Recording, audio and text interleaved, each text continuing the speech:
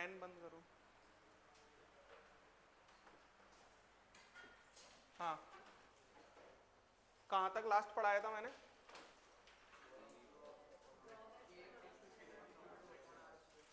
अच्छा, कूलाम्स, ठीक है। देखो,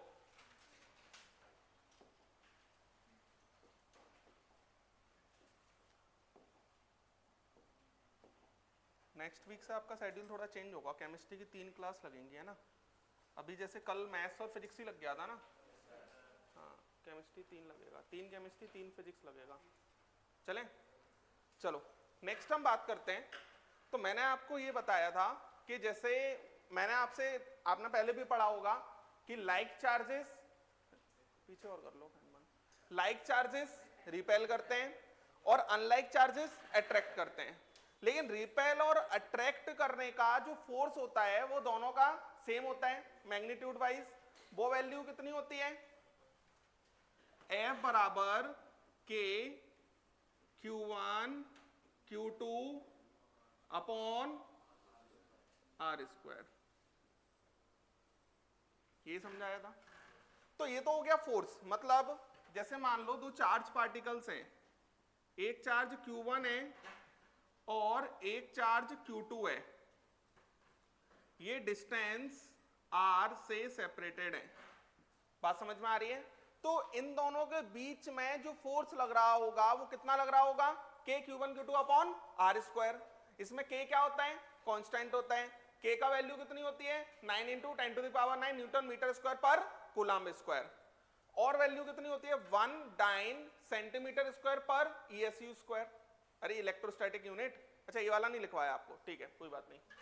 तो यहां पर ये वैल्यू होता है ना। अब नेक्स्ट लिखो बच्चों, potential energy, potential energy,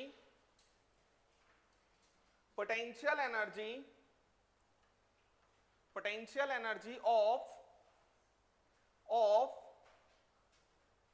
system, potential energy of system containing two opposite charges, two opposite charges, opposite charges मतलब प्लस और माइनस। बच्चों एक चीज समझो आप, जैसे आपने वर्ड सुना होगा काइनेटिक एनर्जी। काइनेटिक एनर्जी कब आता है? जब कोई पार्टिकल मूव करे, इंडिपेंडेंट पार्टिकल का। लेकिन जो पोटेंशियल एनर्जी वर्ड है ना, वो तभी आएगा जब कोई किसी दो के बीच में क्या हो रहा होगा? इंटरेक्शन। मतलब इंडिपेंडेंट एक पार्टिकल की हम पोटेंशियल एनर्जी नॉर्मली डिफाइन नहीं करेंगे। हम पोटेंशियल एनर्जी डिफाइन करते हैं जब उन कोई दो होंगे, उनके बीच में कुछ इंटरेक्शन हो रहा होगा, चाहे वो इंटरेक्शन अट्रैक्टिव हो, चाहे वो इंटरेक्शन रिपल्सिव हो। अट्रैक्टिव मतलब एक दूसरे के पास आना, रिपल्सिव मतलब एक दूसरे से दूर जाना। ये बात समझ में आ रही है? तो पोटेंशियल एनर्जी जनरली हम किसके लिए डिफाइन करते हैं? सिस्टम के लिए। काइनेटिक एनर्जी हम किसके लिए डिफाइन करते हैं? इंडिपेंडेंट के लिए। इंडिपेंडेंट मतलब किसी के लिए भी, जो पार्टिकल मूव कर रहा हो उसके लिए। तो यहां पर मान लो कोई दो अपोजिट चार्जेस हैं, जैसे यही है, एक हमारे पास Q1 है, एक हमारे पास Q2 है, ये हमारे डिस्टेंस R ये है। तो यहां पर जो पोटेंशियल एनर्जी होता है, पोटेंशियल एनर्जी का वैल्यू होता है, अपोजिट चार्जेस हैं अगर, तो माइनस का K Q1 Q2 upon R। Potential energy का वैल्यू क्या हो जाएगा? K Q1 Q2 upon R। बात समझ में आया? अब यहां पर अगर हमारा R इंक्रीज होगा, तो R इंक्रीज होगा, ये ऊपर की वैल्यू सेम रखा रहा, R इंक्रीज होगा तो ये माइनस में घटेगा, तो ओवरऑल क्या कहेंगे? पोटेंशियल एनर्जी बढ़ेगी। तो यहां पर पोटेंशियल एनर्जी बढ़ रही होगी। और R अगर डिक्रीज होगा तो यहां पर पोटेंशियल एनर्जी डिक्रीज हो रही होगी। बात समझ में आया? नेक्स्ट अगर हम बात करते हैं potential energy of system containing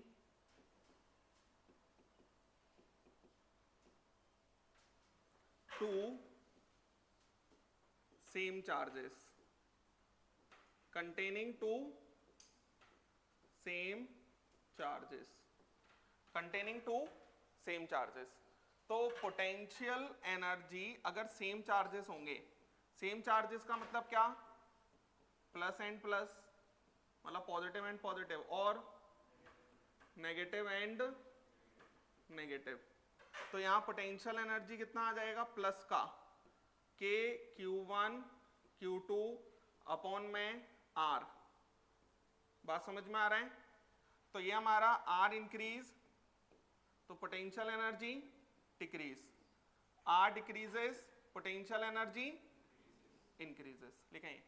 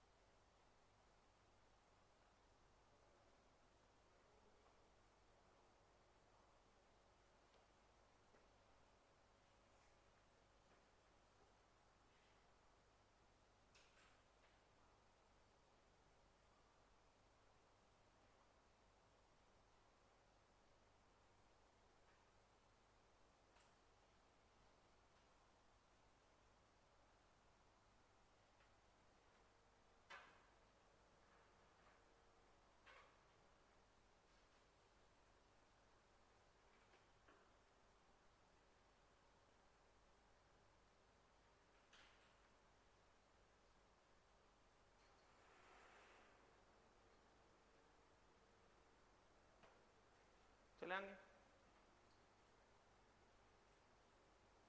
अब देखो जैसे लिख लिया ना,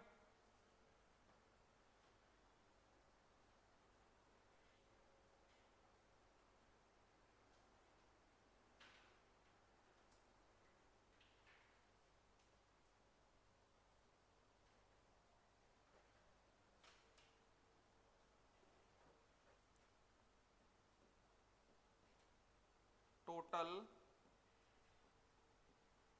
energy of system, total energy of system बराबर क्या होगा, टोटल एनर्जी ऑफ सिस्टम बराबर potential energy of system plus kinetic energy, है ना। अब ऑफ सिस्टम, चलो यही ले लेते हैं, काइनेटिक एनर्जी ऑफ सिस्टम। वैसे काइनेटिक एनर्जी सिस्टम की नहीं, काइनेटिक एनर्जी तो इंडिपेंडेंट डिफाइन करेंगे। तो जितनी भी चीजें सिस्टम में पड़ी होंगी, जितनी भी मूव कर रही होंगी, सबकी क्या होगी, काइनेटिक एनर्जी होगी। तो यहां पर अगर हम बात करते हैं तो काइनेटिक एनर्जी बराबर ये होता है बच्चों हाफ mv²। काइनेटिक एनर्जी बराबर हाफ mv², ये हमारा होगा due to motion of object. बात समझ में आ रहा है? और पोटेंशियल एनर्जी किसके कारण होता है, एनर्जी possessed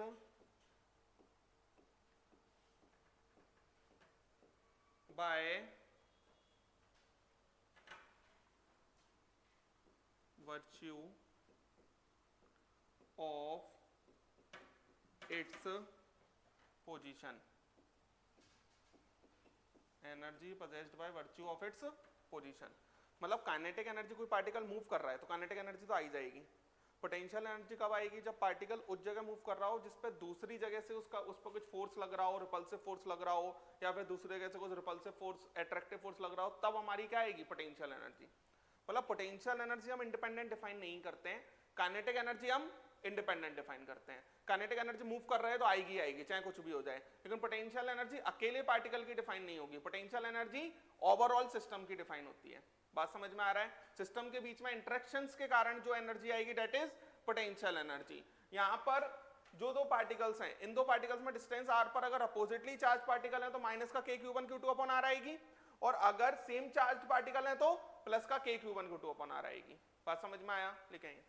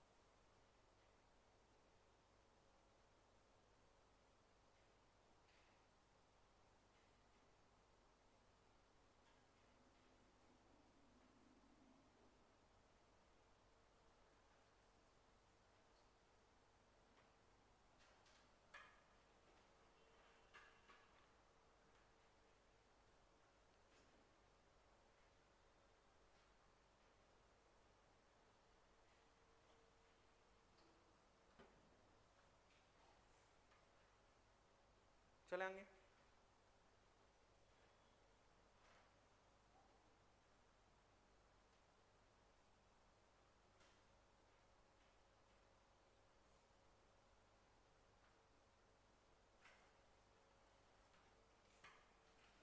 अब समझे मेरी बात को। जैसे अभी हम लोगों ने जैसे Rutherford alpha particle scattering experiment था, उसमें क्या ऑब्जर्व किया था उसने कि 20,000 में से जो एक पार्टिकल होता है वो एग्जैक्ट न्यूक्लियस के सामने आता है। एग्जैक्ट न्यूक्लियस के सामने आता है तो वो पार्टिकल जाएगा जाएगा जाएगा जाएगा, न्यूक्लियस के पास पे जाके रुक जाएगा और रुक के फिर वापस आ जाएगा। और मैंने क्या सिखाया था आपको कि अल्फा पार्टिकल और जो गोल्ड न्यूक्लियस है उसके बीच में हमेशा क्या लग रहा होता है, रिपल्शन लग रहा होता है। यही सिखाया था मैंने। तो यहां पर एग्जैक्ट जैसे मान लो अल्फा पार्टिकल यहां से आया बहुत हाई स्पीड में, स्पीड आया, स्पीड कम कम कम कम कम होती जाएगी, जीरो हो जाएगी और वापस जाएगा। ये मैं किस पार्टिकल की बात कर रहा हूं जो 180 डिग्री एंगल ऑफ डिफ्लेक्शन था, जिसका मतलब जो आया और वापस चला गया, that is bounce back, that is bounce back. अब यहां पर मेरे को ये मेजर करना है बच्चों कि जैसे अल्फा पार्टिकल है, अल्फा पार्टिकल यहां से जैसे मान लो गोल्ड न्यूक्लियस यहां रखा हुआ है, अल्फा पार्टिकल यहां से आया, गोल्ड न्यूक्लियस के इतने पास तक आया, गोल्ड न्यूक्लियस के इतने पास तक आया, तो ये डिस्टेंस कितना होगा, मतलब न्यूक्लियस के सबसे ज्यादा करीब तक, कितने करीब तक अल्फा पार्टिकल आया है। ये किस अल्फा पार्टिकल की बात हो रही है, जो 180 डिग्री डिफ्लेक्ट हुआ है। ये बात समझ में आ रहा है, जो 180 डिग्री डिफ्लेक्ट हुआ है। तो लिखो calculation of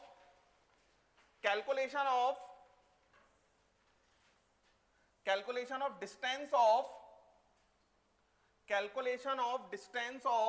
closest approach, calculation of distance of closest approach, calculation of distance of closest approach. नाम से समझ में आना चाहिए, डिस्टेंस ऑफ क्लोज। देखो गोल्ड न्यूक्लियस तो फिक्स है, मान लो गोल्ड न्यूक्लियस मैंने यहां नहीं फिक्स कर दिया और एग्जैक्टली अल्फा पार्टिकल इसके सामने से आ रहा है, तो अल्फा पार्टिकल इसके कितने करीब तक आएगा, दैट इज क्लोजेस्ट अप्रोच का डिस्टेंस।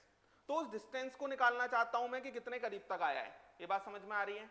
अब यहां पर समझना मेरी बात को, जैसे ये हो गया हमारे पास गोल्ड न्यूक्लियस, ये क्या है, गोल्ड न्यूक्लियस, ठीक है। और मान लेते हैं कि अल्फा पार्टिकल एग्जैक्टली यहां कहीं से आएगा, यहां कहीं से अल्फा पार्टिकल आएगा, और हम ये जानते हैं कि जो अल्फा पार्टिकल है हम मान लेते हैं इनफाइनाइट डिस्टेंस से आ रहा है।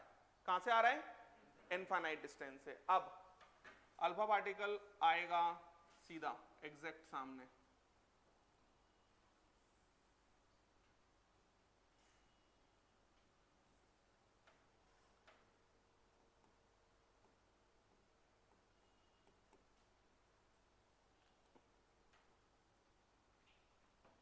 ऐसा कुछ, ठीक है ना। यहां तक अल्फा पार्टिकल आ रहा है और मान लेते हैं कि इससे आगे नहीं जा पा रहा, इधर तक आके इसकी स्पीड कितनी हो गई अल्फा पार्टिकल की, 0। तो ये आर मिनिमम को कहा जाता है distance of closest approach. R minimum को क्या कहा जाता है, डिस्टेंस ऑफ क्लोजेस्ट अप्रोच। अब ये अल्फा पार्टिकल इनफाइनाइट जगह, मतलब इस गोल्ड न्यूक्लियस तो फिक्स है, मूव कौन कर रहा है, अल्फा पार्टिकल। अल्फा पार्टिकल अगर मूव कर रहा है तो यहां पर अल्फा पार्टिकल मान लेते हैं इनफाइनाइट डिस्टेंस पर पड़ा हुआ है, इसको पोजीशन 1 मान लेते हैं, ठीक है। और यहां पर ये जो अल्फा पार्टिकल आके रुक गया, इसको पोजीशन 2 मान लेते हैं। ये बात समझ में आ रही है। Energy can neither be created nor be destroyed. तो इस पूरे अल्फा पार्टिकल और गोल्ड न्यूक्लियस को मिलाकर एक सिस्टम मान लेते हैं। अरे माना जा सकता है सिस्टम, तो हम एक लाइन लिख सकते हैं, total energy at one position of system बराबर total energy at 2 position of system, that is first position, that is second position. आ रहा है समझ। और टोटल एनर्जी क्या होता है, kinetic energy plus potential energy बराबर kinetic energy plus potential energy. आ पा रहा है आपको समझ, अरे समझ पा रहे हो। अब यहां पर एक बात सोचो आप, इनिशियली अच्छा पोटेंशियल एनर्जी तो कंबाइंड होगी दोनों की मिलाकर, काइनेटिक एनर्जी इंडिपेंडेंट होगी। मैंने आपको बोला कि गोल्ड न्यूक्लियस तो मूव ही नहीं कर रहा, heavy dense core positive particle है, वो वहीं के वहीं टिका हुआ है, वो मूव कौन कर रहा है, अल्फा पार्टिकल। तो इस जगह पर जब हम फर्स्ट पोजीशन पे होंगे ये मूव नहीं कर रहा, इनफाइनाइट डिस्टेंस पर है, तो दोनों का पोटेंशियल एनर्जी होगी कितनी, k q1 q2 upon r, और r कितना आएगा, इनिशियली जब फर्स्ट पोजीशन पे होगा तो r कितना आएगा, इंफिनिटी। किसी भी चीज को इंफिनिटी से डिवाइड करते हैं तो कितना होता है, 0। इसका मतलब मैं ये लिख सकता हूं kinetic energy of alpha particle at initial position plus potential energy 0। Potential energy दोनों की मिला के होगी, यही इतनी देर से सिखाता आ रहा हूं मैं, काइनेटिक एनर्जी इंडिपेंडेंट होगी। अब काइनेटिक एनर्जी न्यूक्लियस की तो है ही नहीं तो इसकी बात ही नहीं करेंगे, बराबर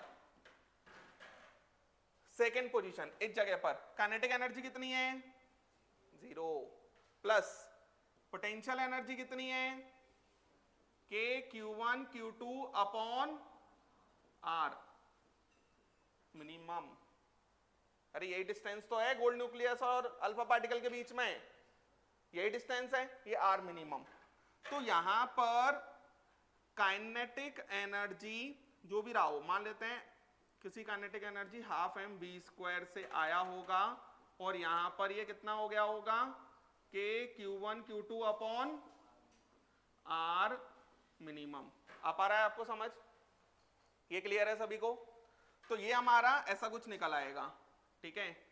तो मैं एक लाइन बोल सकता हूं यहां, क्या मैं क्या समझाया हमने, एनर्जी कभी खत्म नहीं होती, एक फॉर्म से दूसरे फॉर्म में ट्रांसफर हो जाती है।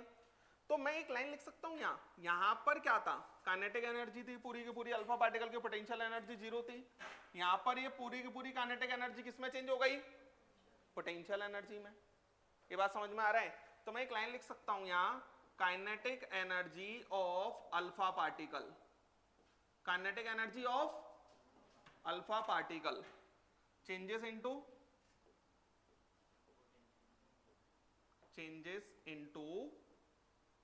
potential energy, changes into potential energy of system। तो मेरे को पता चल जाएगा एग्जैक्टली कि कितनी काइनेटिक एनर्जी से, काइनेटिक एनर्जी दे रखा होगा, मैं क्या कैलकुलेट कर लूंगा यहां से, आर मिनिमम। ठीक है, समझ में आया सभी को, सभी को समझ में आया क्या कहा मैंने। पोटेंशियल एनर्जी दो की मिला के होती है, काइनेटिक एनर्जी इंडिपेंडेंट होती है। गोल्ड न्यूक्लियस तो मूव ही नहीं कर रहा, सिर्फ और सिर्फ कौन मूव कर रहा है, अल्फा पार्टिकल। आ रहा है ये समझ। अब एक बात दिमाग लगाओ, मुझे आप दिमाग लगा के इतना आंसर दो, Q1 कितना होगा इसमें और Q2 कितना लिखूंगा।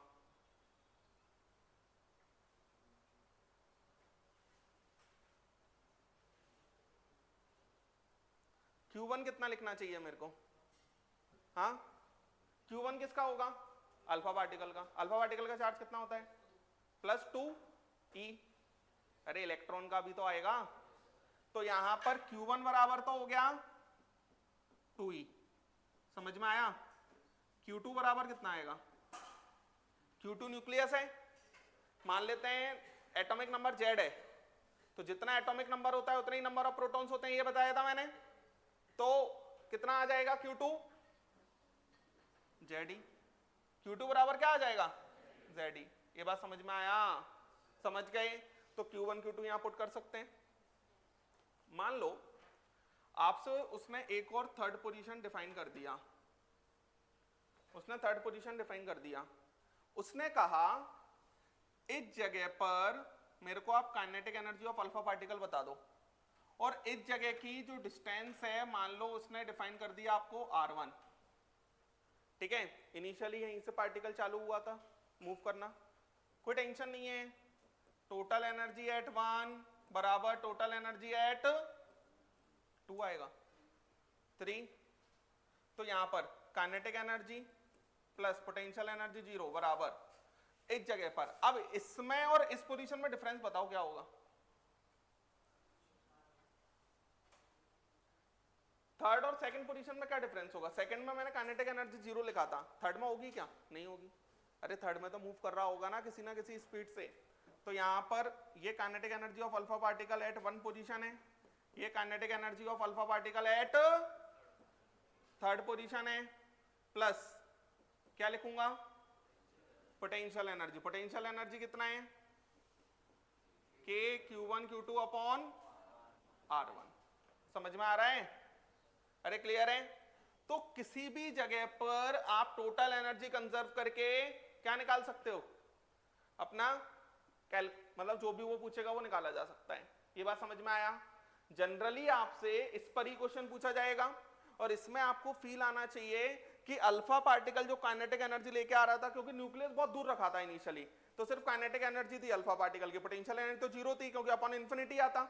मूव करते करते जब वो अल्फा पार्टिकल के बिल्कुल सबसे करीब आ गया तब उसके पास अल्फा पार्टिकल की पूरी काइनेटिक एनर्जी जीरो हो गई और उन दोनों के बीच में जो डिस्टेंस है उसके कारण क्या जनरेट हो गया उनमें? Potential energy. एक्चुअल में अगर हम फील करें तो गोल्ड न्यूक्लियस मान लो यहां रख दो और बहुत दूर से अल्फा पार्टिकल आता जा रहा है बहुत हाई स्पीड से, ऐसे ही तो करता है, रदरफोर्ड ने यही किया था। अल्फा पार्टिकल आता जा रहा है आता जा रहा है आता जा रहा है। जैसे जैसे अल्फा पार्टिकल आता जा रहा है उसकी काइनेटिक एनर्जी किस में कन्वर्ट होना स्टार्ट होती जा रही है? पोटेंशियल एनर्जी में। मान लो 10 अगर काइनेटिक एनर्जी कम हुई तो वो 10 काइनेटिक एनर्जी किस में चेंज हो गई? पोटेंशियल एनर्जी में। और जब वो न्यूक्लियस के सबसे करीब आ गया, डेट इज जो आर मिनिमम हुआ, इस पॉइंट पर पूरी की पूरी काइनेटिक एनर्जी अल्फा पार्टिकल की किस में चेंज हो जाएगी? पोटेंशियल एनर्जी में। समझ आया क्या कहा मैंने? समझ गए इस बात को? लिखेंगे।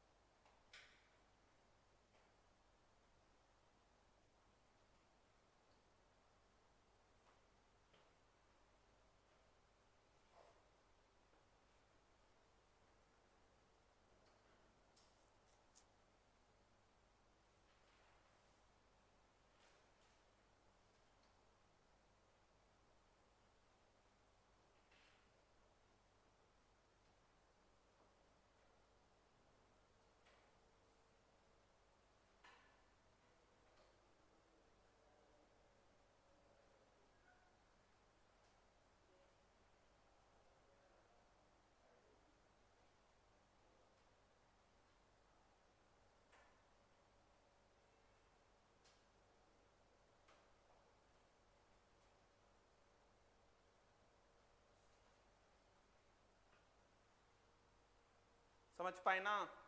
आपको सिर्फ और सिर्फ क्या करना है? टोटल एनर्जी कंजर्वेशन लगाना है। और टोटल एनर्जी कंजर्वेशन लगाने में भी काइनेटिक एनर्जी इंडिपेंडेंट होगी और पोटेंशियल एनर्जी सिस्टम की होगी। और जब भी बहुत दूर होगा तो अपॉन में इंफिनिटी आएगा, इंफिनिटी आएगा मतलब वो कितना होगा? जीरो।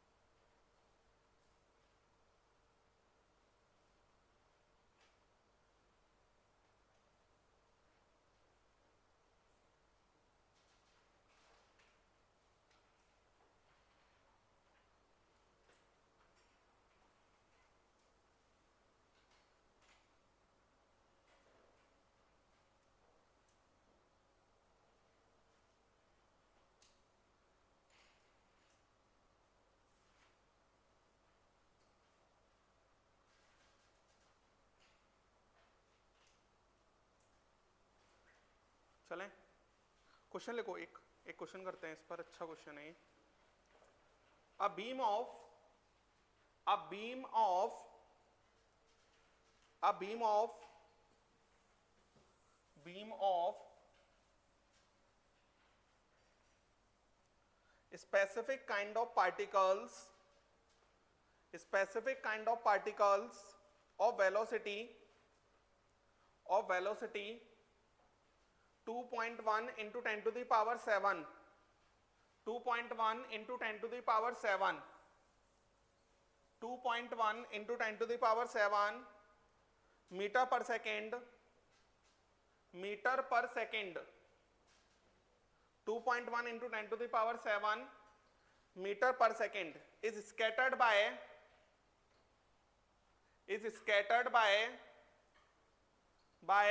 gold ब्रैकेट में लिख लो z equal to 79 scattered by gold nuclei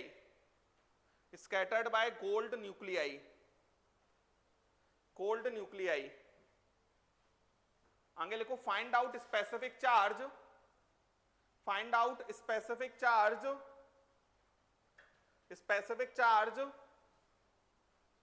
bracket में लिखो charge per unit mass, charge upon mass ये निकालना सीखा है वैसे हमने, charge upon mass, find out specific charge of this particle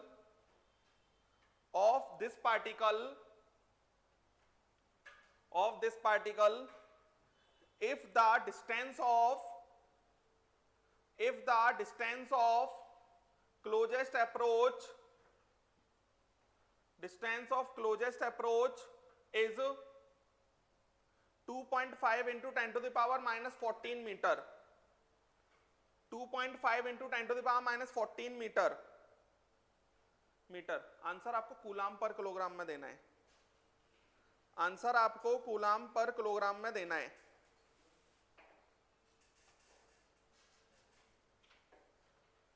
बनाओ जल्दी से, ये क्वेश्चन बनना चाहिए आप पर।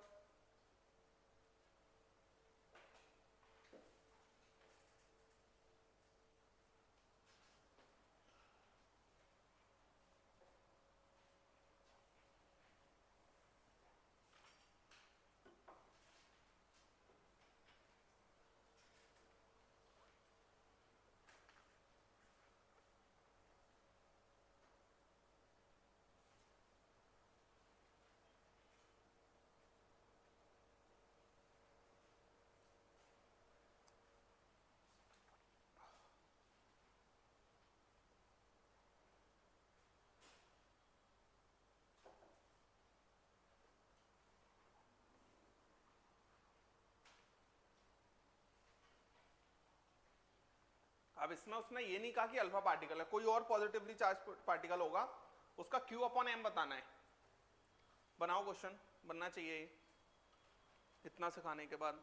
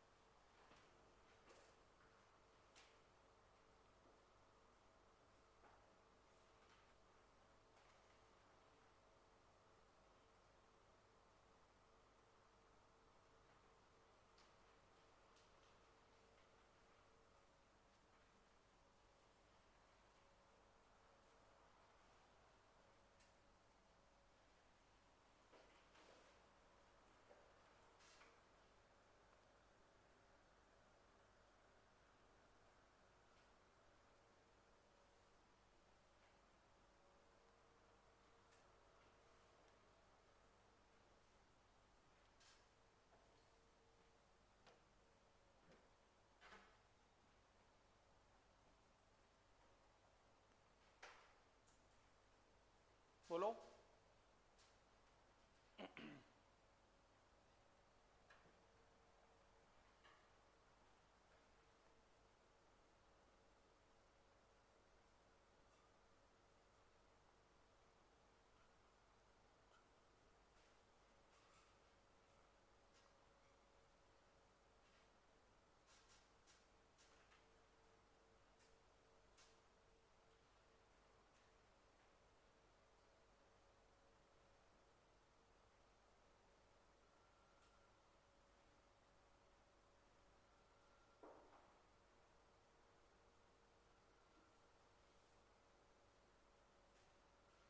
नहीं आ रहा है?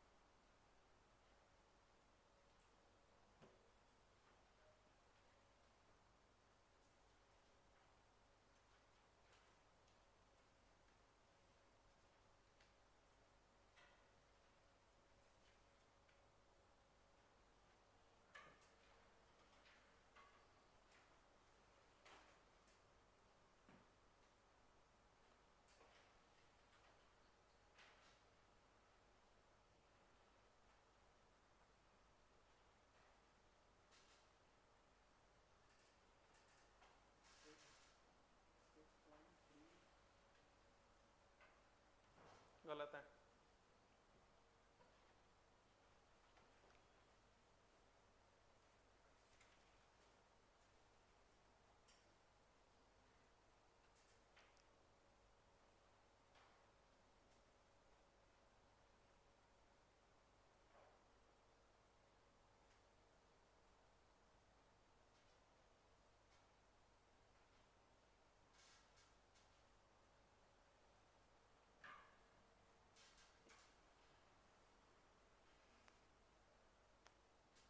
नहीं आ रहा ना?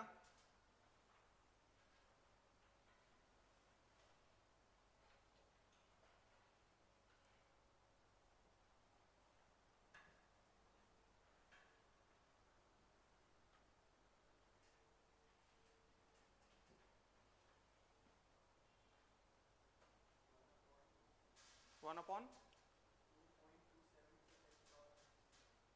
नहीं, देखो उसने क्या कहा है, a beam of specific kind of, ये गड़बड़ है अगर आप पे ये क्वेश्चन नहीं बन रहा क्योंकि मैंने पूरा कंसेप्ट सिखा दिया है। यहां पर क्या लिखूंगा मैं, वही काइनेटिक एनर्जी ऑफ पार्टिकल, यहां अल्फा पार्टिकल नहीं है, काइनेटिक एनर्जी ऑफ पार्टिकल बराबर क्या लिखा जाएगा, total kinetic energy of particle बराबर total potential energy of system, यही लिखते हैं। अरे बोलो, पोटेंशियल एनर्जी ऑफ सिस्टम।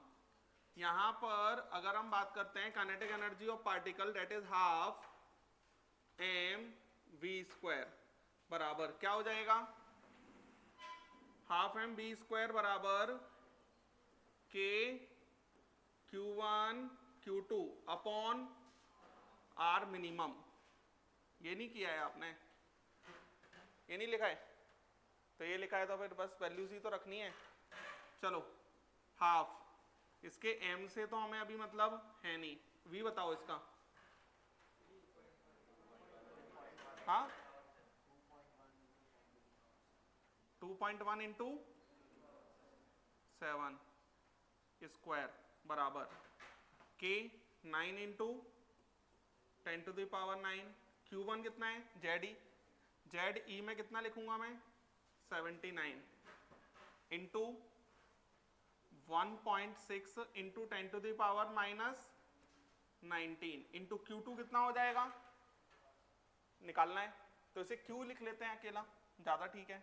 अरे बोलो अपॉन में थोड़ा बताओ, आर ये कितना दिया है 2 point into 10 to the power -14 metre दिया है ना। सब कुछ ऐसा ही यूनिट में चल रहा है तो एंड में आंसर भी किस में आएगा, ऐसा ही यूनिट में ही आएगा। अब अपन को क्या चाहिए, Q अपॉन एम चाहिए। अरे कैलकुलेशन ही तो है और इसमें है क्या, ये तो आप याद सा कर लो, समझ में आया। अगर calculation of distance of closest approach का कैलकुलेशन अगर आता है तो सीधा आपको क्या करना है, जो उसकी इनिशियली काइनेटिक एनर्जी थी वो बाद में उसकी पोटेंशियल एनर्जी हो जाएगी सिस्टम की। बस क्लियर है क्या कह रहा हूं मैं, जो इनिशियली जो स्पीड से पार्टिकल दौड़ रहा था वो बाद में उसकी क्या हो जाएगी, पोटेंशियल एनर्जी। अब देखो जरा Q अपॉन में m बराबर ये कितना आ जाएगा 1/2 into 2.1 into 10 to the power 7 into 2.1 into 10⁻7 into 2.5 into 10⁻14 upon में, बोलो जरा,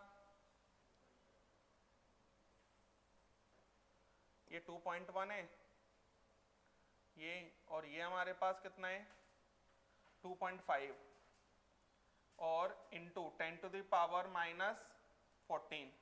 अब यहां पर नीचे कितना आ जाएगा 9 इंटू 10⁻9 इंटू 79। कैलकुलेशन है थोड़ा तो मैथ्स के स्टूडेंट हो ये तो कर सकते हो, इतना भी नहीं करोगे।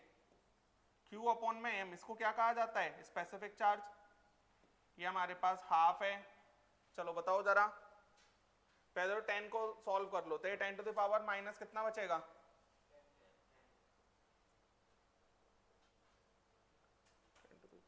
और भी कुछ था क्या, और ये इधर कितना बच रहा है, कुछ नहीं बच रहा है यहाँ, तो ये कैंसिल हो जाएगा है ना, ये कैंसिल हो गया और नीचे हमारे पास 10 आ गया। ये सबको समझ में आता है, ये सबको समझ में आता है। ये 10⁻10 ऊपर पहुंच जाएगा और यहाँ पर कुछ कैंसिल हो रहा है 2.1 into 2.1 into 2.5 divide by 9 into 79 into 1.6 into 10⁻10। तो बच्चों यहां पर थोड़ा सा अगर हम सॉल्व करते हैं तो ये इंटू 10 लिख लो, ये इंटू 10 लिख लो, ठीक है, और इससे इसको निपटा दो। क्लियर है, आता है ये सब, तो नहीं आता तो कोई बात नहीं। 7 क्लियर है। अब यहां पर ये कितना बच रहा है 49 इंटू 25 अपॉन में 49 इंटू 25 अपॉन में 32 इंटू 79 इंटू कितना कर लो इसे 10⁸। अब इसे अगर मैं कैंसिल करूंगा तो ये वैल्यू मुझे इससे छोटी दिख रही है, तो 10 इसमें ले लो, एक 10 इसमें ले लेंगे तो ये इंटू 10 कर लो, इंटू कितना आ जाएगा 10⁻7, और ये यूनिट क्या आएगी कूलाम पर किलोग्राम। देखो ये यूनिट कैसे आया, ये यूनिट ऐसे आया है कि सब कुछ हमने किस में लिया है एसआई यूनिट में, सब कुछ किस में लिया है एसआई यूनिट में, तो एंड में आंसर भी किस में आएगा एसआई यूनिट में। चार्ज का ऐसा यूनिट कूलाम होता है और मास का ऐसा यूनिट किलोग्राम होता है। बात समझ में आ रहा है, ऐसा यूनिट तो समझते होंगे ना यार। हाँ ये बताओ जरा, ये वैल्यू कैलकुलेट करना कितनी आ रही है।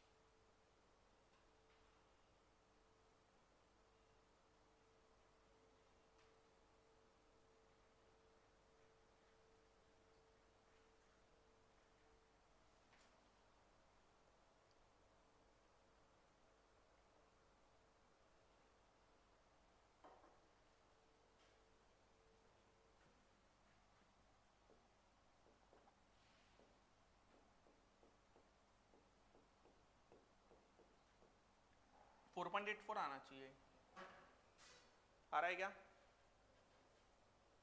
4.84 ये आना चाहिए।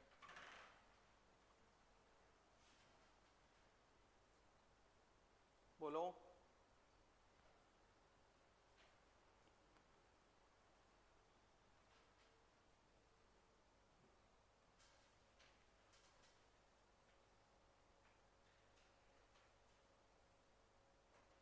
समझ पाए, कैलकुलेशन समझ गए ना, यही आ रहा है क्या 4.84 पक्का। हाँ तो ये समझे कैलकुलेशन है सिर्फ, बाकी क्या है कंसेप्ट तो वही है। जो इनिशियली उस पार्टिकल की काइनेटिक एनर्जी थी वो क्लोजेस्ट डिस्टेंस पर पहुंचकर उसकी क्या हो गई, पोटेंशियल एनर्जी ऑफ सिस्टम। और पोटेंशियल एनर्जी सेम चार्जेस होते हैं तो कितनी होती है, Q1 Q2 अपॉन R। यहां पर अल्फा पार्टिकल नहीं है ये, तो Q भी नहीं पता और M भी नहीं पता। अगर अल्फा पार्टिकल पता होता तो Q और M दोनों पता होता। बात समझ में आ रहा है? तो उसने अल्फा पार्टिकल की जगह किसी और पार्टिकल को भेजा है, पॉजिटिव पार्टिकल। बात समझ में आया ना? लिख लें।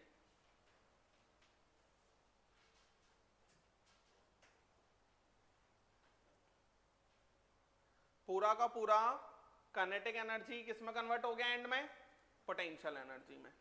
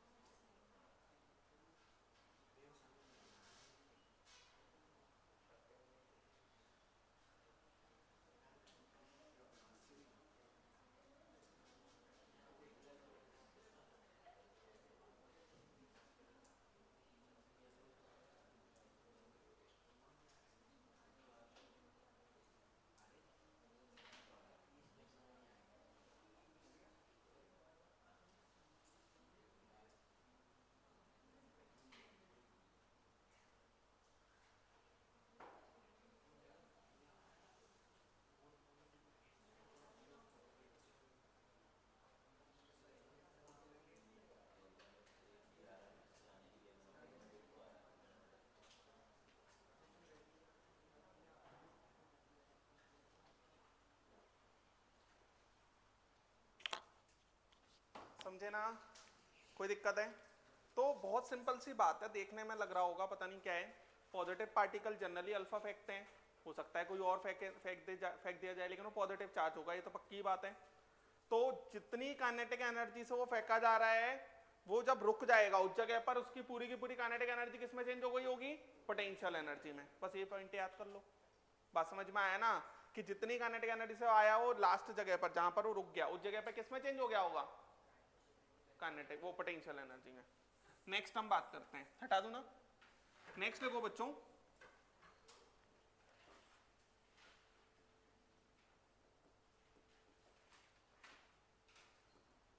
Electro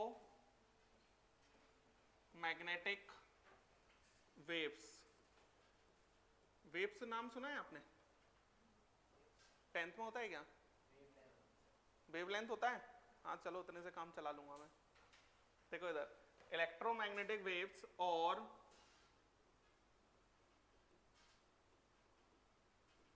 radiant energy. Electromagnetic waves और रेडिएंट एनर्जी,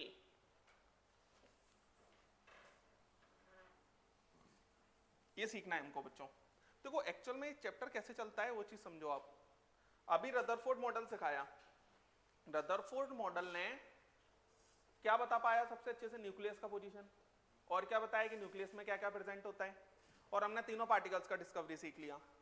अब थॉमसन मॉडल तो कोई ज्यादा कोई खास था नहीं, उसके बाद हमने रदरफोर्ड मॉडल सीखा। रदरफोर्ड मॉडल में सारी बातें किया हमने। तो रदरफोर्ड ने मेनली क्या बता दिया था, न्यूक्लियस। अब हम दूसरी बात करेंगे ईएम वेव सिखाने के बाद में, बोहर्स एटॉमिक मॉडल। सुना है बोहर्स? सुना तो होगा। Bohr's atomic model.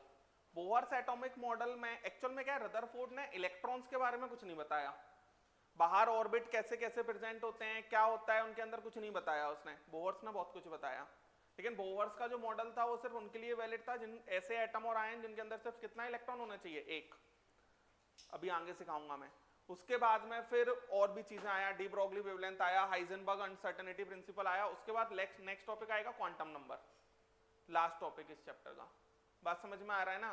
तो इस तरीके से ये पूरा चैप्टर चलेगा। उसका श्रोडिंगर वेव इक्वेशन भी होता है। तो ये पूरा एक चैप्टर इस तरीके से चलता है ना?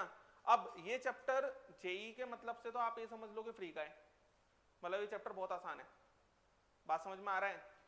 फिजिकल केमिस्ट्री का सबसे आसान चैप्टर यही है ना? तो इसमें क्या है ना, जैसे मोल है, मोल में फिर भी दिमाग लगेगा, और भी चैप्टर आएंगे उनमें थोड़ा ज्यादा दिमाग लगेगा, लेकिन ये पूरा चैप्टर फॉर्मूला बेस्ड है।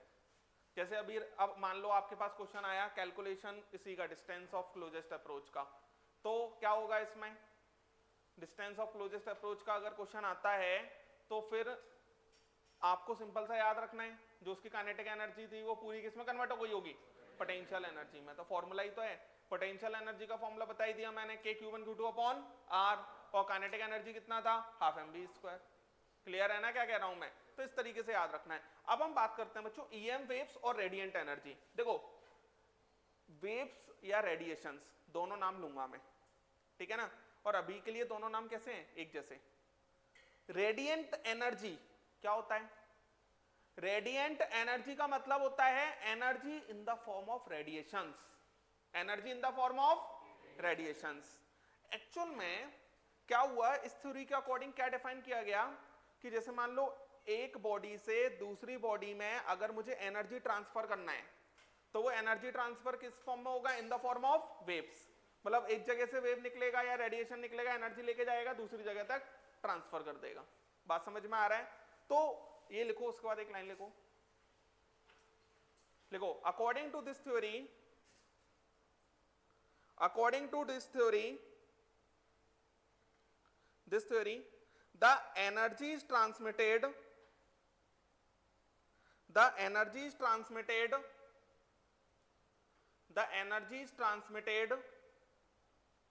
from one body to another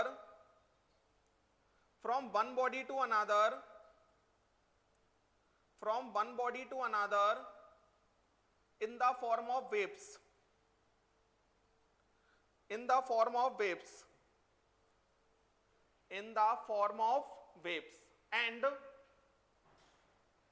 and these waves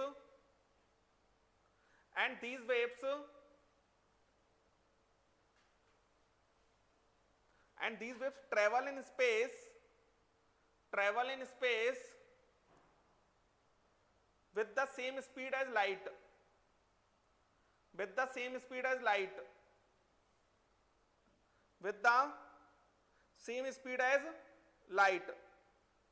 bracket में लिख लो 3 × 10⁸ मीटर पर सेकेंड, 3 × 10⁸ मीटर पर second,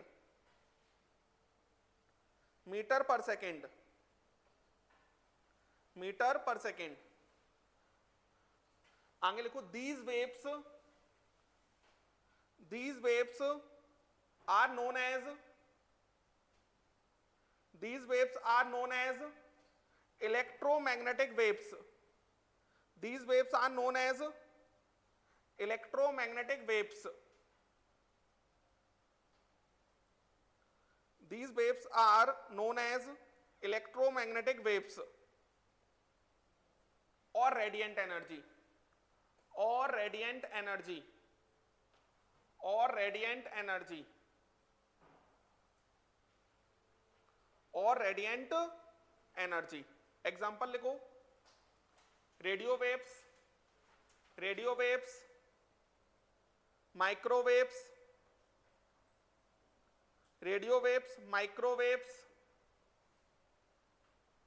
infrared rays, infrared rays, visible rays, ultraviolet rays,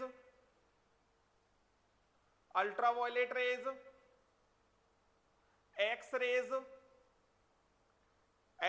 gamma rays.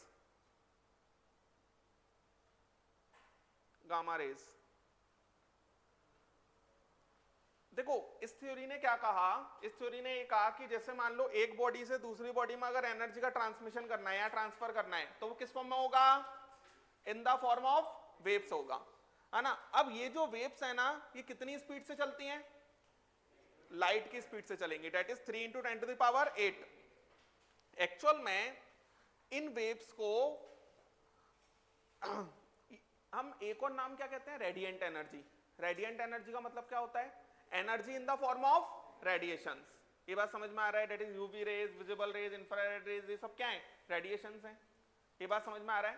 देखो जनरली क्या होता है ना, जैसे जो वेव वर्ड है, वेव क्या होता है, वेव का मतलब होता है जैसे मान लो एक लाइन लगी हुई है, ठीक है, उस लाइन में मैंने पीछे डिस्टरबेंस किया, तो वो डिस्टरबेंस जैसे पूरी एक लाइन लगी है उसमें 25 लोग लगे हुए हैं, मैंने पीछे एक को धक्का दिया तो पूरे 25 लोगों तक वो डिस्टरबेंस प्रोड्यूस होगा। तो वेव का मतलब यही है, wave is a mode of energy transfer without displacement of matter. मतलब वेव क्या करता है, एनर्जी का ट्रांसफर करता है, लेकिन जैसे यहां पे मैंने जो डिस्टरबेंस किया था वो डिस्टरबेंस आगे तक पहुंच गया, लेकिन वो वहीं का वहीं रहा जहां पर मैंने किया था। बात समझ में आ रहा है, समझ आया क्या कहा मैंने। तो डिस्टरबेंस मैं यहां करूंगा, लेकिन यहां से वो डिस्टरबेंस आगे तक पहुंच जाएगा। ये बात समझ में आ रही है। इसी तरीके से जैसे मैं बोल रहा हूं आपको सुनने में आ रहा है, ये कैसे आ रहा है, इस रूम में अगर एयर की जगह मैं वैक्यूम कर दूं तो आपको सुनाई नहीं देगा। क्यों सुनाई नहीं देगा, क्योंकि यहाँ पर जो एयर पार्टिकल्स है, जैसे मैं बोल रहा हूं तो जो पार्टिकल्स हैं उनमें डिस्टरबेंस आ रहा है, पहले पार्टिकल में डिस्टरबेंस आया, उसने दूसरे में प्रोड्यूस किया, उसने तीसरे में प्रोड्यूस किया, ऐसे प्रोड्यूस करते करते आप तक पहुंच जाएगा। बात समझ में आ रहा है क्या कह रहा हूं मैं, वैक्यूम के अंदर पार्टिकल ही नहीं है तो कैसे मेरा जो मैं साउंड वेव्स प्रोड्यूस हो रही है वो आप तक पहुंचेंगी ही नहीं। समझ आया क्या कहा मैंने।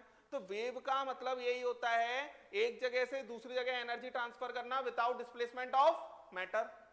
और इनका दूसरा नाम रेडिएंट एनर्जी क्यों कहा जा रहा है, क्योंकि ये radiations in the form of energy होती हैं। और जितनी भी EM वेव्स हैं वो सारी कितनी स्पीड से चलती हैं, स्पीड ऑफ लाइट से।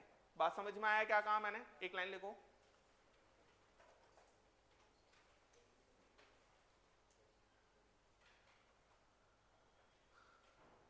लिखो, these waves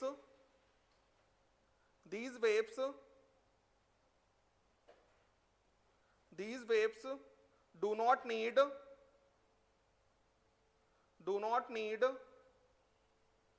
any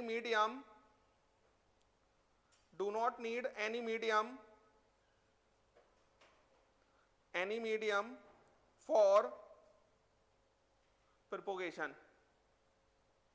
any medium for propagation.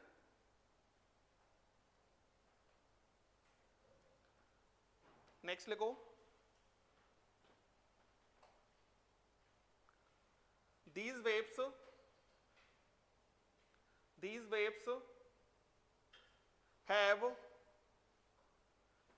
have electric and magnetic field. These waves have electric and magnetic fields,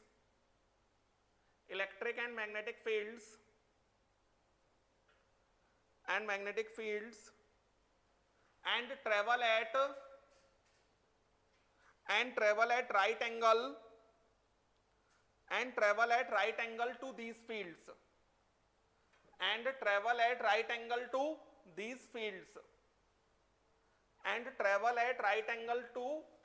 fields, देखो क्या होता है, देखो समझना। जैसे मैंने आपसे कहा EM वेव्स, पहले तो आप वेव का मतलब समझो। वेव का मतलब ये है, जैसे मुझे एक जगह से एनर्जी को दूसरी जगह भेजना है, मैं लेकिन यहीं पर रहूं, तो डिस्टरबेंस के थ्रू एक जगह से दूसरी जगह एनर्जी भेजूंगा, उसे क्या कहा जाएगा, वेव। बात समझ में आया। तो यहां पर वेव ये हुआ। दूसरा, इसे रेडिएंट एनर्जी क्यों कहा जाता है, क्योंकि energy in the form of radiations. ये जो वेव्स हैं इनको रेडिएशंस कहा जा रहा है, उनके पास एनर्जी होगी तो इसलिए इसे क्या कहा जा रहा है, रेडिएंट एनर्जी। ये वेव्स कितनी स्पीड से ट्रेवल करेंगी, 3 इंटू 10⁸8, 3 इंटू 10⁸8 से। अब यहां पर होता क्या है ना, जैसे बच्चों ये वेव्स कैसे चलती हैं, इन वेव्स को पहले तो किसी भी मीडियम की रिक्वायरमेंट नहीं है, और ये वेव्स चलेंगी कैसे, देखना जरा।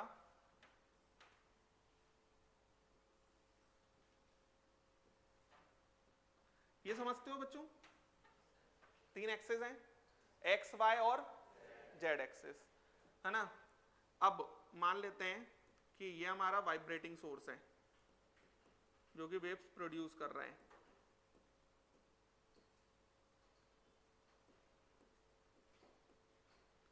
ठीक है। अब यहां पर मान लो 2 कंपोनेंट होते हैं बच्चों इसके, ये इलेक्ट्रिक फील्ड का कंपोनेंट है, इलेक्ट्रिक फील्ड को ई से रिप्रेजेंट करते हैं, ये मैग्नेटिक फील्ड का कंपोनेंट है, बी से रिप्रेजेंट करते हैं, और जो वेव होगा एक्चुअल में वो हमारा इस डायरेक्शन में चलेगा। एक्चुअल में वही लिखा हुआ है आपकी कॉपी में जो लास्ट पॉइंट लिखा है। ये जो ईएम वेव्स होती है ना, इनके पास 2 कंपोनेंट होते हैं, एक तो इलेक्ट्रिक फील्ड का कंपोनेंट होगा, दूसरा मैग्नेटिक फील्ड का कंपोनेंट होगा।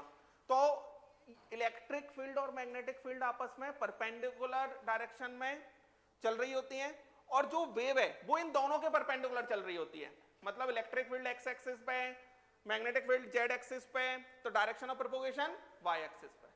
बात समझ में आया? तो इन दोनों के परपेंडिकुलर क्या चल रहा होगा, direction of propagation of wave. तो यहां पर मैं लिख सकता हूं direction of propagation of wave. तो इन दोनों के परपेंडिकुलर, ये एक ही वेव का हिस्सा है ईएम वेव का। ईएम वेव का एक हिस्सा ये हो गया इलेक्ट्रिक फील्ड कंपोनेंट, एक हिस्सा ये हो गया, ये दोनों आपस में कैसे होते हैं, परपेंडिकुलर होते हैं। तो परपेंडिकुलर होंगे मतलब आप ऐसे समझो, ये इलेक्ट्रिक फील्ड यहां हो गया, है ना, मैग्नेटिक फील्ड यहां हो गया, और वेव कैसा चलेगा, आगे की साइड। बात समझ में आया क्या कहा मैंने, इस तरीके से चल रहा होगा। तो ईएम वेव्स की कुछ खास बातें क्या हो गई, ईएम वेव का मतलब है ट्रांसमिशन ऑफ एनर्जी, है ना, from one point two another. In waves को रेडिएंट एनर्जी भी कहा जाता है। कितनी स्पीड से चलती हैं, स्पीड ऑफ लाइट से चलती हैं। इनको किसी मीडियम का रिक्वायरमेंट नहीं होता।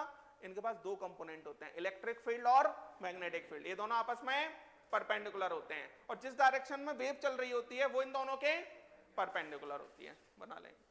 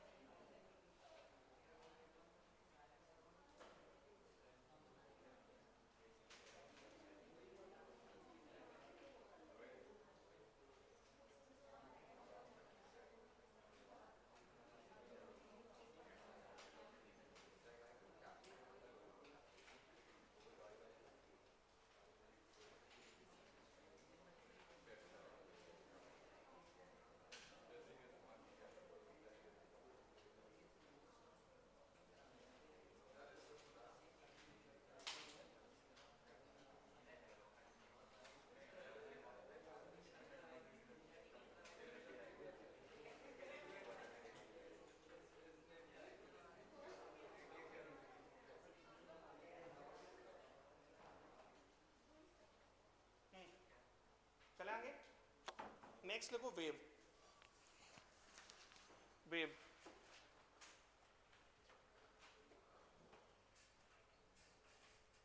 एक लाइन लिखो, wave is a mode of, wave is a mode of, is a mode of energy transmission, wave is a mode of energy transmission, wave is a mode of energy transmission, energy transmission from one place to another, from one place to another, from one place to another without displacement of matter, without displacement of matter, समझ पा रहे हैं, without displacement of matter,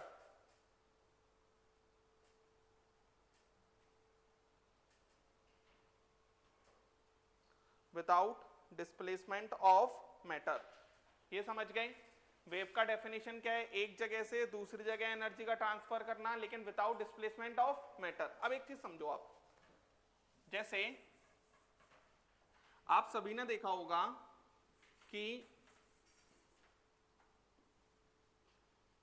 जो wave होता है वो हमारा इस तरीके से चलता है, यही चलता है ना, ऐसे देखा होगा आप सभी ने, है ना, ये वेव होता है। तो इसका मतलब क्या होता है, ये एक ही पार्टिकल ऐसे चल रहा होगा, ये होता है क्या? नहीं। क्या होता है वेव का मतलब, देखो इधर, प्रोपेगेशन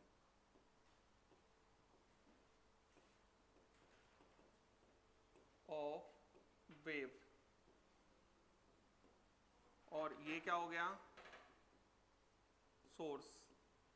देखना जरा, अब इसका मतलब ये नहीं है कि एक ही पार्टिकल हमारा मूव कर रहा है, ऐसा नहीं हुआ। हुआ क्या है, यहाँ पे डिस्टरबेंस प्रोड्यूस हुआ, पहले पार्टिकल में डिस्टरबेंस आया, उसने दूसरे पार्टिकल को डिस्टर्ब किया, उसने तीसरे को किया, उसने चौथे को किया, उसने पांचवें को किया, उसने छठवें को किया, ऐसे करके चल रहा है। अब जो पार्टिकल डिस्टर्ब हुआ वो अपना ऑसिलेशन करना चालू कर देता है, मतलब मूव करना चालू कर देता है, फिर दूसरा पार्टिकल ऐसे मूव करना चालू कर देता है। तो ये जो फोटो होता है ना वेव का, ये जो हमें दिखता है, ये किसी एक टाइम पर होता है, किसी एक टाइम पर खींचा हुआ फोटो होता है। बात समझ में आ रहा है, किसी एक टाइम पर खींचा हुआ फोटो होता है, बात समझ में आ रही है। तो यहां पर किसी एक टाइम पर खींचा हुआ अगर फोटो होगा तो वो है, इसमें कितने पार्टिकल हैं, बहुत सारे, एक पार्टिकल यहां है, एक पार्टिकल यहां है, एक पार्टिकल यहां है, एक पार्टिकल यहां, हर जगह पे एक एक एक एक पार्टिकल है, तो ओवरऑल ऐसा वेव बन जाता है। ये बात समझ में आए। इसी तरीके से तो एक जगह से दूसरी जगह पर एनर्जी का ट्रांसफर हो रहा है। ये जो पार्टिकल को डिस्टर्ब किया है यहां तक, और ये आगे जाता जाएगा। बात समझ में आ रही है क्या कह रहा हूं मैं, क्लियर है? अब यहां पर ये हो गया, ठीक है। तो यहां पर ये जो टॉप मोस्ट पोजीशन है इनको क्या कहा जाता है, और ये जो नीचे वाली पोजीशन है इनको क्या कहा जाता है? ये हो गया क्रस्ट, है ना, और ये क्या हो गया, ट्रफ, है ना, ये भी क्या हो गया, ट्रफ। और बच्चों इन दोनों के बीच में जो डिस्टेंस है, या फिर इन दोनों के बीच में जो डिस्टेंस है, इसको क्या कहा जाता है, वेवलेंथ। ये बात समझ में आया? समझ गए क्या कहा मैंने? तो वेवलेंथ, वेवलेंथ मतलब एक कंप्लीट वेव की लेंथ। एक कंप्लीट वेव कहां से कहां तक होती है, वैसे इसे भी मैं वेवलेंथ कह सकता हूं, यहां से यहां तक, ये भी एक कंप्लीट वेव ही तो हुआ। तो ये कंप्लीट वेव का जो लेंथ होता है उसे क्या कहा जाता है, वेवलेंथ। ये समझ में आया? तो इसमें कितनी वेव है, आपको दो दिख रही हैं। अरे एक वेव ये रही और एक वेव ये रही। क्लियर है क्या कह रहा हूं मैं? ये बनाओ।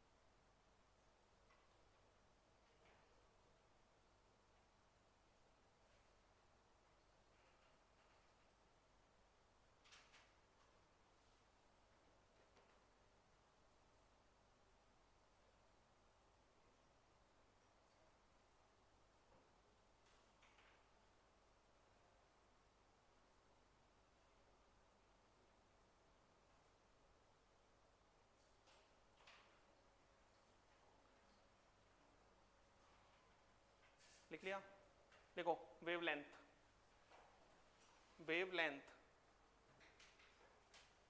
वेवलेंथ, वेवलेंथ को किससे रिप्रेजेंट करते हैं बच्चों? इससे, इसको क्या कहा जाता है? लैम्डा। देखो distance between, distance between, distance between two successive, distance between two successive crust or trough, distance between two successive crust or trough, distance between two successive crust or trough, two successive crust or trough। तो दो successive crust और दो successive trough के बीच में जो distance होता है उसे क्या कहा जाता है? वेवलेंथ। अब यहां पर वेवलेंथ का जो यूनिट है मेनली हम लोग एंगस्ट्रॉम में डिफाइन करते हैं। तो देखो लेंथ है तो ऐसा यूनिट तो मीटर ही होगा, बात समझ में आती है? तो मैं एंगस्ट्रॉम का मीटर में अगर कन्वर्जन देखता हूं तो 1 angstrom equal to 10 to the power minus 10 metre.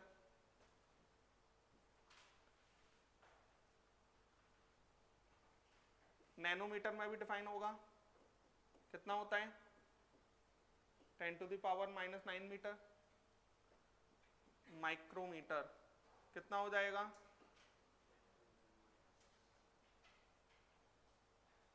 10 to the power minus 6 metre.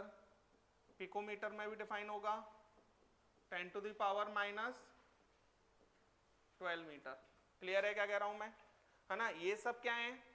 In forms में वेवलेंथ डिफाइन किया जाएगा इन यूनिट्स में। तो हमको इन यूनिट्स का कन्वर्जन पता होना चाहिए, तो वही कन्वर्जन मीटर में मैंने लिख दिया। 1 एंगस्ट्रॉम, मान लो उसने कहा 250 एंगस्ट्रॉम है वेवलेंथ, मुझे मीटर में पता होना चाहिए ना, तो 1 angstrom equal to 10 to the power minus 10 metre है, चेंज कर लेंगे। 1 नैनोमीटर इक्वल टू कितना आ जाएगा? 10 to the power minus 9 metre आ जाएगा। 1 micrometre equal to 10 to the power minus 6 और picometre equal to 10 to the power minus 12 metre लिख लें।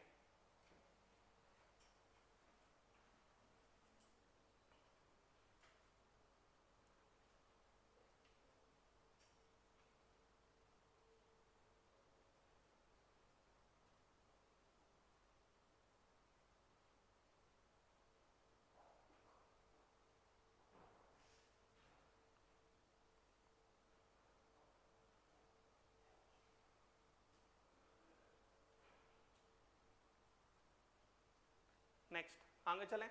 नेक्स्ट हम जो यूज करेंगे इसमें वो होता है वेव नंबर। वेव नंबर लिख लो, वेव नंबर, वेव नंबर इसे हम न्यू बार से रिप्रेजेंट करेंगे। ये लिखा हुआ है, इसको न्यू बोला जाता है। वी को थोड़ा बढ़ा देंगे, न्यू, और उसके ऊपर स्लैश लगाए, डेट इज बार, तो न्यू बार लिखो। Reciprocal of wavelength, reciprocal of wavelength is wave number, reciprocal of wavelength is wave number, wave number, and is defined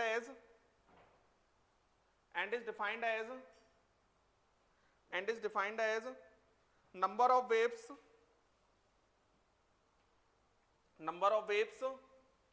per unit length, number of waves per unit length, measured in, आगे लिखो, measured in centimeter inverse, measured in centimeter inverse or meter inverse, measured in centimeter inverse or meter inverse, centimeter inverse or meter inverse और metre inverse, है ना। अब एक बात सोचो, आप लॉजिकली समझना। मैंने कहा वेवलेंथ मान लेते हैं 5 सेंटीमीटर है, ऐसी किसी भी वाइब्रेटिंग सोर्स मतलब जहां से प्रोड्यूस हुई है उसका वेवलेंथ कितना है एक वेव का? 5 मीटर। तो एक बात बताओ आप, 5 मीटर में मान लेते हैं एक वेव है, ऐसे एग्जांपल के लिए, वेव नंबर क्या होता है? Reciprocal of wavelength. तो इसका मतलब है 1/5 कर दूंगा, 1/λ मतलब 1/5। तो 5 मीटर में अगर 1 वेव है तो 1 मीटर में कितनी वेव हो जाएंगी? 1/5 वेव, यही हमारा वेव नंबर है। तो इसका मतलब वेव नंबर क्या बताता है, कितनी वेव्स प्रेजेंट है यूनिट लेंथ में। मीटर में डिफाइन किया है तो 1 मीटर में कितनी वेव्स आएंगी, सेंटीमीटर में डिफाइन किया है तो 1 सेंटीमीटर में कितनी वेव्स आएंगी। आप लॉजिकली सोचो ना, जैसे मेरे से कहा वेव लेंथ मान लेते हैं 10 सेंटीमीटर है, इसका मतलब 10 सेंटीमीटर में कितनी वेव्स आ रही हैं, एक वेव आ रही है, तो 1 सेंटीमीटर में कितनी वेव आएगी, 1/10। तो यही वेव नंबर होता है। तो वेव नंबर ये कहता है यूनिट लेंथ में कितनी वेव्स हैं। ये बात समझ में आया। तो जैसे 10 सेंटीमीटर में एक वेव आ रही है तो 1/10, क्योंकि 1/λ ही डिफाइन करना है मेरे को, तो 1/10 सेंटीमीटर में कितनी वेव आ रही है, वो 1 सेंटीमीटर में कितनी वेव आ रही है, 1/10। ये बात समझ में आया। तो वेव नंबर ये बताता है कितना पार्ट वेव का यूनिट लेंथ में प्रेजेंट है। वो यूनिट लेंथ मीटर है तो मीटर में डिफाइन कर देंगे, सेंटीमीटर है तो सेंटीमीटर में, इसलिए लिखा हुआ है कि या तो हम सेंटीमीटर इनवर्स में डिफाइन करेंगे या फिर मीटर इनवर्स में। समझ गए ये बात को, आगे चलते हैं। नेक्स्ट लिखो, नेक्स्ट हम फ्रीक्वेंसी। फ्रीक्वेंसी ये सब यूज होगा इसलिए मैं यहीं सिखा रहा हूं। फ्रीक्वेंसी, फ्रीक्वेंसी को न्यू बोला जाता है, ये लिख लो, इस पर बार नहीं आएगा, बस ये डिफरेंस है। Frequency nu, frequency nu, frequency new.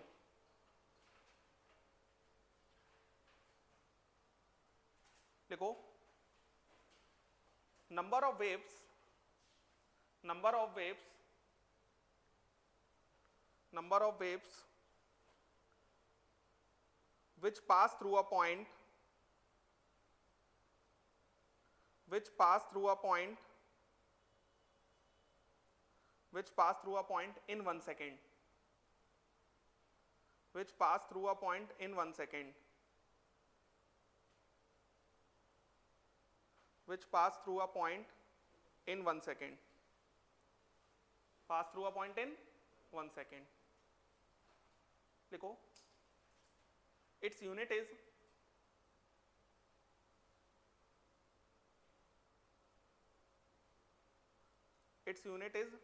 hertz, HERTZ, hertz, hertz, और सेकेंड इनवर्स SEC-1 लिख लो, सेकेंड इनवर्स, सेकेंड इनवर्स। क्या कहा मैंने, number of waves pass through a point in 1 second, यही कहा है। तो आप एक बात सोचो, जैसे मान लो, समझना, कोई एक पॉइंट है, इस पॉइंट से 1 सेकेंड में जितनी वेव्स पास कर जाएंगी, मान लो 15 वेव्स पास कर गई 1 सेकेंड में, तो फ्रीक्वेंसी कितना हो जाएगा, 15 हर्ट्ज। सेकेंड इनवर्स और हर्ट्ज दोनों एक ही बात है, दोनों का रिलेशन सेम है, मतलब जो सेकेंड इनवर्स है वही हर्ट्ज है, तो 1 second inverse equal to 1 hertz. अरे समझ आया। तो फ्रीक्वेंसी ये बताता है कि 1 सेकेंड में एक पॉइंट से कितनी वेव्स पास कर रही हैं। इसको मैं आगे भी यूज करूंगा इसलिए बता रहा हूं। वेव लेंथ क्या हुआ, एक वेव का लेंथ, दो सक्सेसिव क्रेस्ट या दो सक्सेसिव ट्रफ के बीच में डिस्टेंस, यही समझा। दूसरी बात क्या समझा है, वेव नंबर। वेव नंबर क्या है, रेसिप्रोकल ऑफ वेव लेंथ, या फिर उसने क्या बताया, यूनिट लेंथ में कितनी वेव्स प्रेजेंट है, यही बताया। और फ्रीक्वेंसी क्या होता है, फ्रीक्वेंसी है number of waves pass through a point in 1 second, इसका यूनिट क्या होगा, हर्ट्ज और सेकेंड इनवर्स। आया ये बात समझ। नेक्स्ट लिखो, time period. Time period,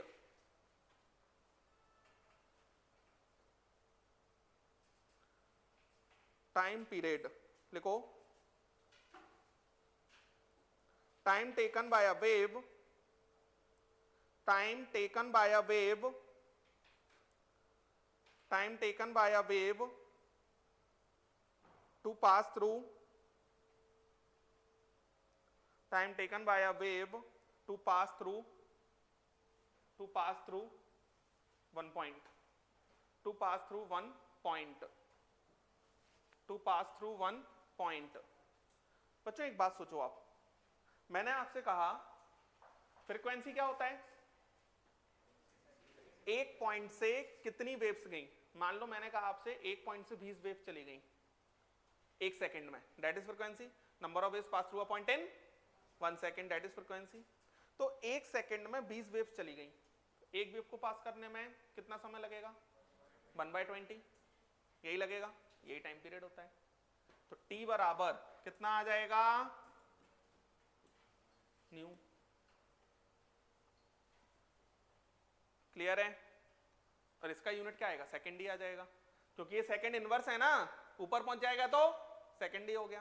clear है क्या कह रहा हूं मैं? Next, speed, speed of electromagnetic radiation, क्योंकि वेव तो आप फिजिक्स में सीखेंगे बहुत डिटेल में, है ना, हमको तो सिर्फ इलेक्ट्रोमैग्नेटिक वेव्स की बात करनी है। तो लिख लो speed of electromagnetic radiation, speed of electromagnetic radiation, speed of electromagnetic radiation. देखो जरा, आप खुद स्पीड का फॉर्मूला निकालोगे, ठीक है, समझना मेरी बात को।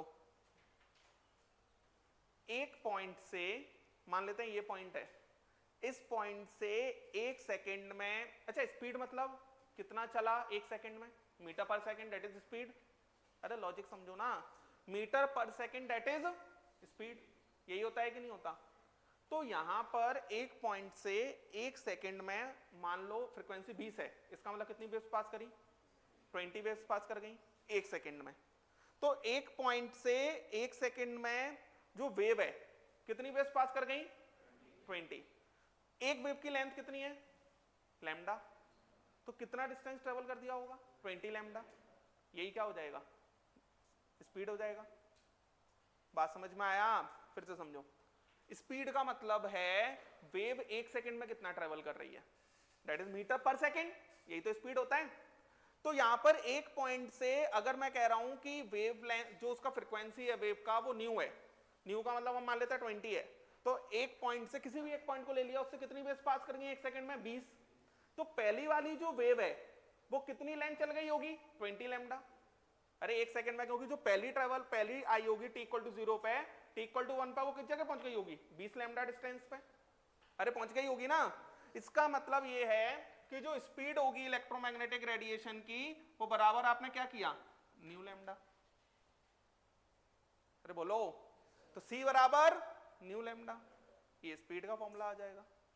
क्लियर है क्या कहा मैंने, c बराबर न्यू लैम्डा लिख लें।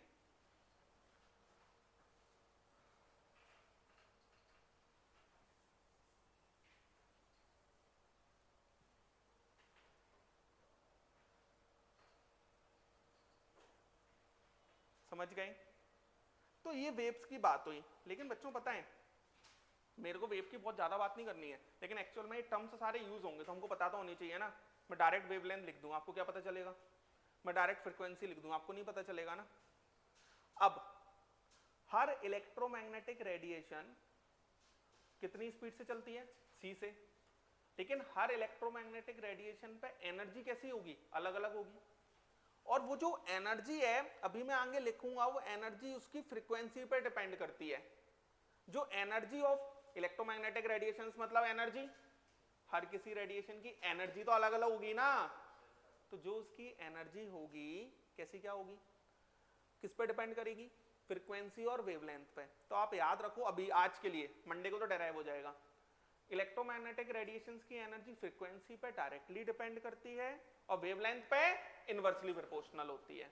बात समझ में आया? एक लाइन लिख लो, electromagnetic radiation spectrum, electromagnetic radiation spectrum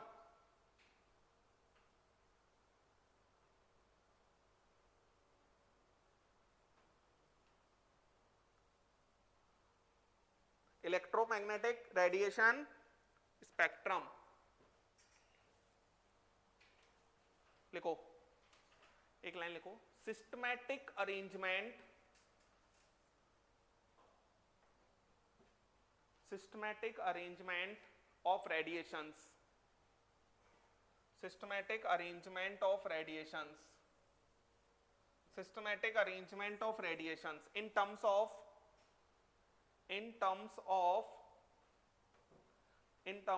nu, nu मतलब frequency, in terms of nu और energy, in terms of nu और energy, in terms of nu और एनर्जी। देखें जरा,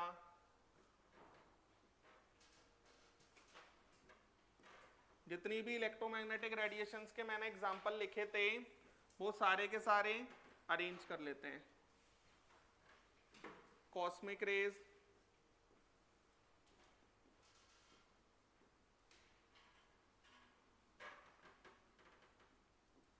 gamma rays,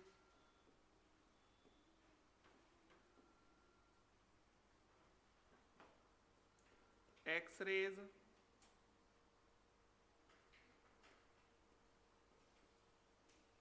ultraviolet, visible,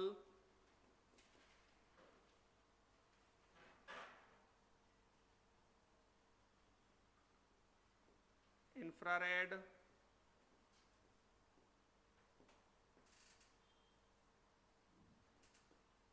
microwaves,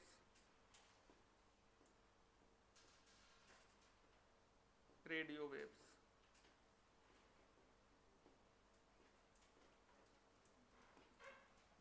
cosmic rays, gamma rays, X rays, ultraviolet rays, visible, infrared, micro और radio, है ना। ये 5 याद रख लो, ये 4 याद रख लो, cosmic, gamma, X rays, ultraviolet, और ये IMR that is infrared, micro और रेडियो।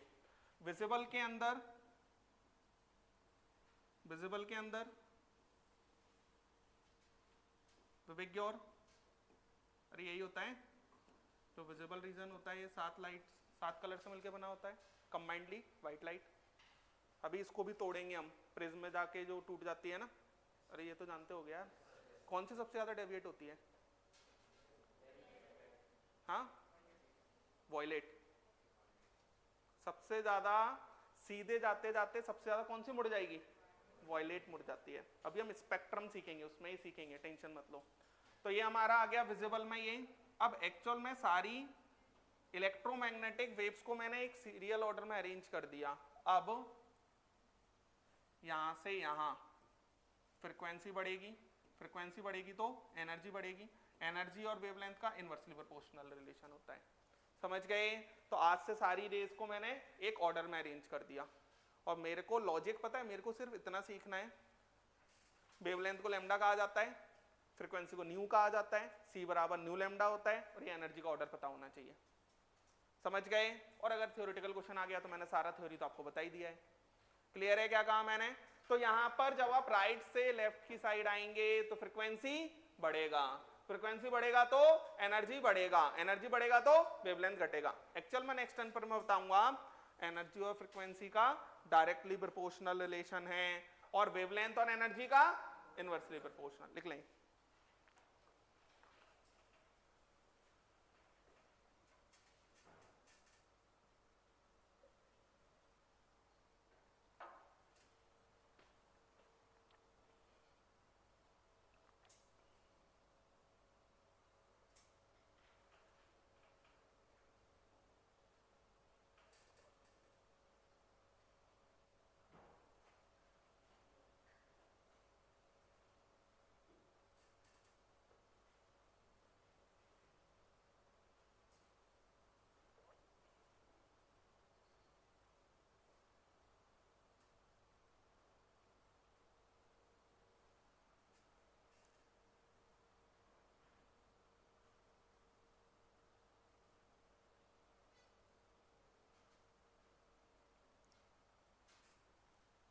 ठीक है बच्चों, इतना रखते हैं आज। नेक्स्ट टर्न से ही होमवर्क देना स्टार्ट करेंगे। आप ये बेसिक थ्योरी पढ़कर आए।